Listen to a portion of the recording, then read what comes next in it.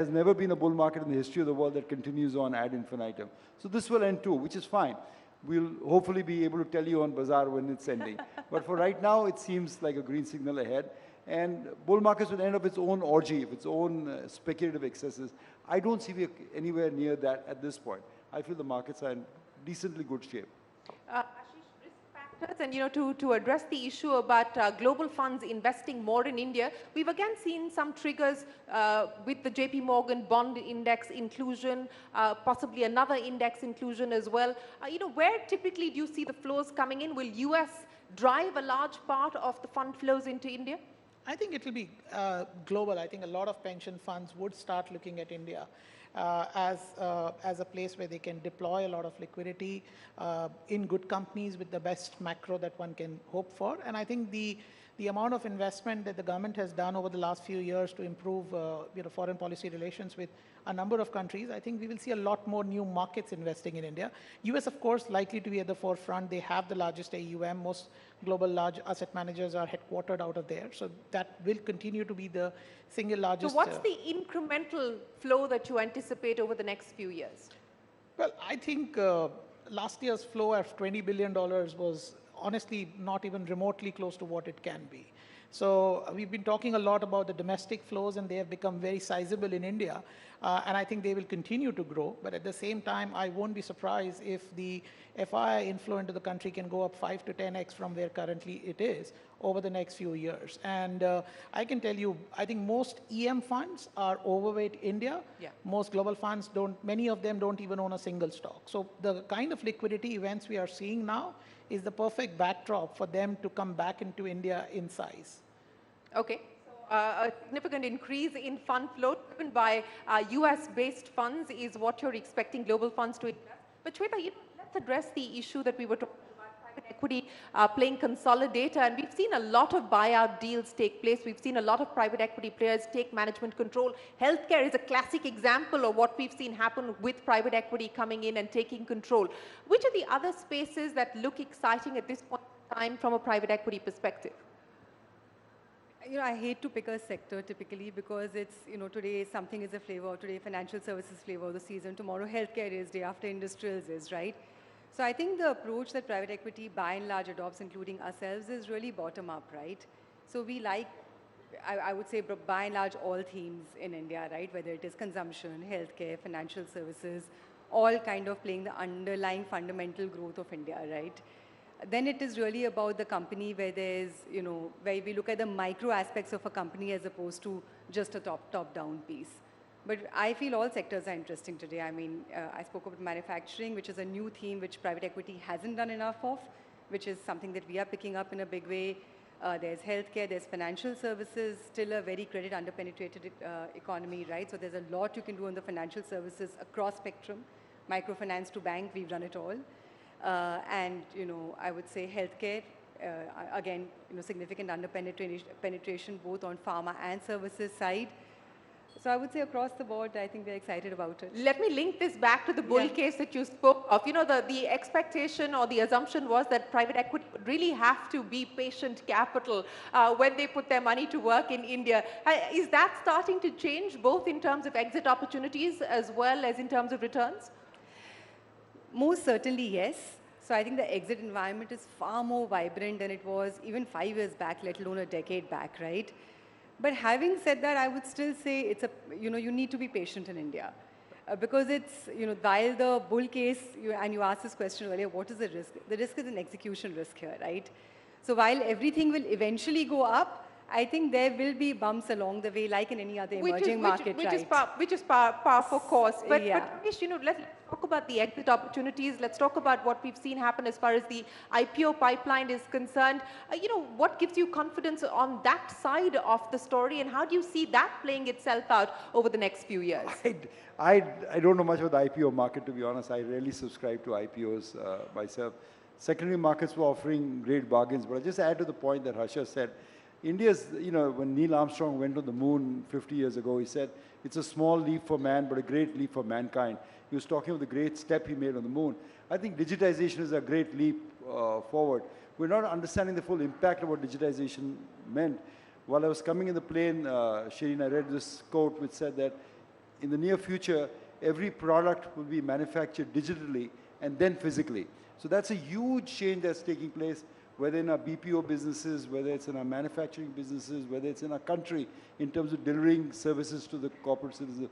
And India is amazingly, even as I speak to you, a leader in digital services, UPI, Aadhaar, Paytm, whatever.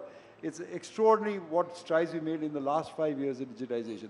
So I think there's one theme you want to latch on to this thing, it's digitization. Digitization, the big theme as far as Ramesh Damani is concerned. Harsha, for the decade, since we are taking a more long-term view here as far as this panel is concerned, one headline that you would chase.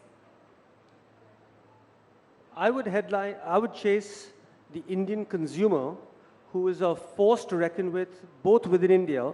We actually see that by virtue of the stock market and the retail participation there. We see that by virtue of the domestic consumption story. But the Indian consumer will be a global force. And we're seeing that with international travel and tourism, where the Indian consumer is already a global force. And we'll see it in many other categories as well. I'd say that it's a great time to be an Indian. It's a great time to be in India, and it's a great time to be an Indian as well. Ashish, I don't remember the last time I heard global CEOs of luxury brands like Bulgari talking about the fact that India is going to be one of their top 5 markets over the next decade. So that story is clearly booming. I mean, you can't get enough Mercedes off the shelves. You can't get enough watches and bags and so on and so forth off the shelves. How much of that is going to be thematically a theme that you see continuing to play out? I would still be, so I agree with Harsha on you have to follow Indian consumer, and that will be a global force.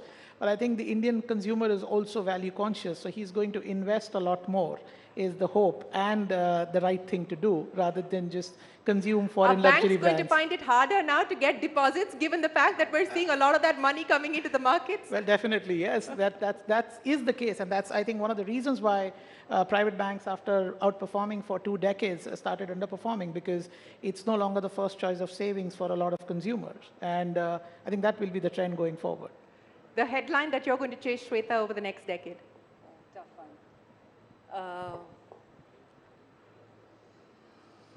So, I mean, it is actually across the board, right? I mean, for us, India is the investment destination across the globe, right? Pick any country, and I would say that it has some chinks in the armor today, which are challenges.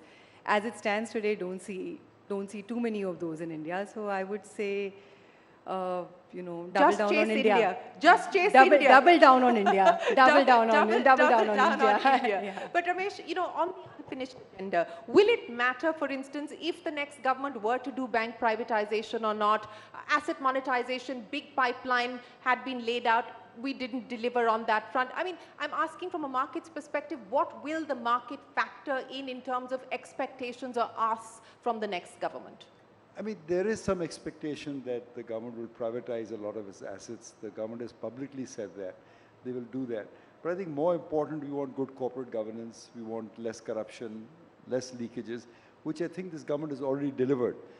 If they do extraordinarily good privatization, like IDBI Bank is up on the block, if that is done in a fair, transparent manner, I think the market will be extremely enthused by that. And I think that depends on the majority that this government gets finally. If they get a good majority, I think they'll be able to put some thoughts through Parliament, which other governments could not do because of, say, paucity of numbers. Like what? What would the #1 priority on that front be? What you would like them to do? No, PSU privatization theme. I'm saying if they actually take that to the next level, the government has said that other than strategic defense and space, they will privatize all the PSUs. Yeah. It makes sense to me. But more importantly, is the first step they've taken is to improve the corporate governance. I mean, the corporate governance improved dramatically in those PSUs. So that has enthused the market first on. That will actually be the icing on the cake. Ashish, to you as well, on the unfinished agenda, what is it that you would like to see being prioritized as far as policy intervention, government decision-making is concerned? I think for the next decade or so, some incentive to do big-ticket R&D. whether it is setting up large, reputable educational institutions, encouraging more and more R&D, and I think India can afford to do that today. The way we have seen a conglomeration of the country, top 5 groups have a lot of cash flow at their disposal, and I think that can be put to good use with the right kind of government reform. So that's one thing that I would put on the top on unfinished agenda. Okay, so drive the R&D push. But the government has sort of, said that, look, it's up to the corporate sector to do that. But on the larger issue of private sector capex really taking off, not picking up, taking off, do you expect that to happen over the next few years? I think definitely yes, and I think one segment that we didn't speak much about was the energy space. I think the largest capex will be in that space, and I think India on the renewable side. On the renewable side, and thermal will also make a comeback given the sheer demand for power that we will have as a nation. On the renewable side, again, I'll say green hydrogen or green energy in general would require a lot of capex R&D as well. So I think that's one theme that can be the largest Indian company a decade from now, could be in the energy space. Would be in the energy space? Could be from the energy space. Could be potentially from the energy space. Harsha, Raghavan, you've already got 2 aircraft. What could your fleet look like given the fact that you're so bullish on the Indian consumer? Well, India has, a couple hundred airports, and many of them are all very well maintained by the Airports Authority of India and other administrators, but unfortunately underserved or even totally unserved. And there are large population centers who either wish to travel or live in those locations and who need a solution. So we believe that the opportunity to provide air travel, cheap, efficient, and comfortable air travel across every part of India, we believe it's a huge opportunity. And we believe that that's what the Indian consumer needs. And what kind of money are we talking about that you're not just in the aviation side of the business, but outside of that you are going to put to work over the next 5 to 10 years? Well, like I mentioned earlier, the white spaces are tremendous and across the board as India leapfrogs across the industrial revolution and digital revolution. So I'd say that the industry will put many billions to work. We'll play our small little role in that with our small fund at Convergent Finance. Well, Ramesh, Damani, I'm going to ask you to wrap this up because I know that that you always have something very wise to share with us. As we look at India's place in the world, as we look at what's happening in the rest of the world, but more importantly, what's propelling the Indian economy, all the factors that you spoke of, many have called it India's decade, many believe it could be potentially India's century as well. How would you sum up the India story today? Shireen, I'm often asked this question. I say, when is the best time to invest in India? Is it too late now? Is it the best time to invest in India was in July 1992, just before liberalization was announced. The second best time to invest in India is today. I think the country is on an upward trajectory out there. I think we're on a path that will take us from a third world country to the second largest economy in the world. And I think the best way is, as Indians have now figured out in the last few years, is participate, put your money to work in the stock market, because it gives you better returns than your FD and your bank deposits. So I think it's a great time to invest in India, and I think in the next 20 years, we'll see a transformation in our lives that we could not have imagined that would have taken place 20 years back. But so I, with the rest of the panel, remain the eternal optimist. The glass is always full out here.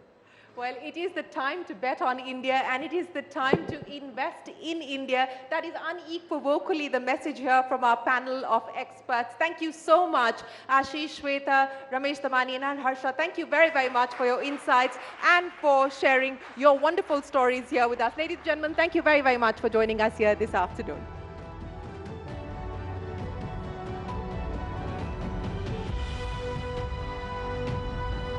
Thank you so much, Shireen. That was an absolute masterclass on the stock markets, on investing. There is absolutely no doubt, ladies and gentlemen, that it is India's moment. And India has been trying to seize the China Plus One strategy. Yes, post the COVID pandemic, post the Ukraine war, every company, every government is looking at diversification and everyone is looking at India.